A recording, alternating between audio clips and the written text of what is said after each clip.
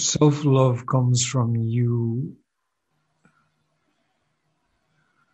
spending so much time with yourself, feeling yourself, touching yourself. And I mean that internally, not only physically. I also mean that with your awareness, with your consciousness, watching yourself as you move through life and as life is happening to you, watching yourself and watching yourself and watching yourself and feeling yourself, so that everything that is coming up in you is actually being met. Because in partnership, you want to meet someone else, right? That's the whole purpose of it. And you want the other person to meet you. Self-love is about doing the work to meet yourself fully to every level that you can achieve that within yourself. You cannot love yourself if you don't feel yourself. You cannot love something that you don't know. Now, luckily, you can be loving with something you don't know, such as you see a kitten or you see an old lady who's just fallen over, to use a strange example. You can walk over and be loving with her. You don't know her, but you can reach out and help her up and be sensitive and empathetic with her. Start with that for yourself. Start figuring out, where are all the places in my life that I am not being loving with myself, that I am going against myself, that I am not allowing me move in the direction that me wants to move in. And as you start to move in those directions, other things start to come up that you'll have to figure out how to love and how not to hate, because society will teach you to hate parts of yourself, such as insecurity, such as your sexuality, such as your different leanings and proclivities to different aspects of life, because they want to compartmentalize everything. So the process of self-love is knowing and feeling and honoring yourself, your internals, your internal law, more than you honor anything external first. Yes. In whatever flavor that comes in. And as interchangeable as it may be as you go through this process, learning to love every stage that you find yourself in. And making no apology for being in any of these stages. Getting to a point where you've come to learn how to hold your own hand so deeply that now you can start to do that with another person without projecting all the ways that they're not meeting you. Because you'll only ever be bitter and resentful in a partnership towards somebody else not meeting you if you, in fact, have not met yourself.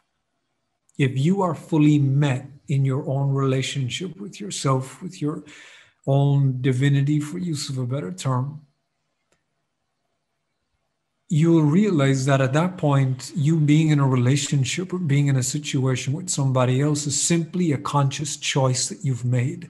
You can't blame them for anything, because you consciously made the choice to be in that situation. Them not meeting you is on you, and how long you choose to stay and remain in that situation. Because to stay in a situation where you are not being met is not an accurate reflection of you loving yourself. Now, you can have compassion in that situation, and you can be there with some leeway in between, hoping that the person will do what they need to do in order to meet themselves, in order to meet you deeper. But if you stay there and you get more and more drained and more wiped out, you can't blame them for that. It's your conscious choice. And you loving yourself is working through all of your trauma. Because when you come to a place of being able to see yourself in that space and you face it enough and you be loving with yourself as it's coming up out of you enough, you will arrive to a space where that's totally discharged and that no longer exists in you. Now, you will not be in that pattern in your intimate life. You see, everything that you do that is dysfunctional is coming from a way that you have been taught to hate yourself. Otherwise, you wouldn't be doing it. Women will stay in relationships where they are being beat up every day, physically. Why? Because she thinks that if someone really cares about her, a part of that is beating the shit out of her. And her worst nightmare is being in a relationship where the man doesn't raise a hand to her, because she's been conditioned through trauma in her life earlier on to assume that that equals love. It's just a part of it.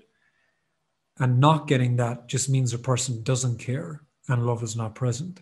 And we do that with ourselves all of the time.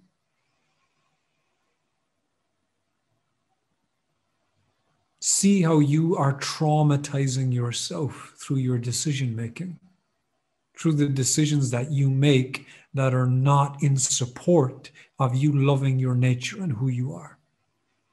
Oh, but I have to, he says. Oh, but I have to, she says. You don't have to do fucking anything.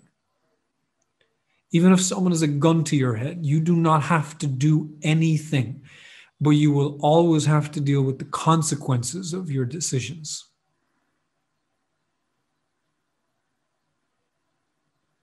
And most of the time, those consequences are beautiful because they will eventually bring you into alignment with yourself. Because your decision in that moment came from you being in alignment with your nature, with who you are.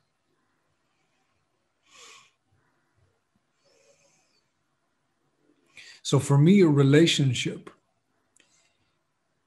is me being so full of love for myself that it starts to overflow onto another person. And their job is to come and rub up against me to get some of that love. But I'm walking around with that for myself first. And then we rub up together and we start to feel each other's love, the love that they have for themselves and I have for me. And then we share that. But that's the only way it can be unconditional.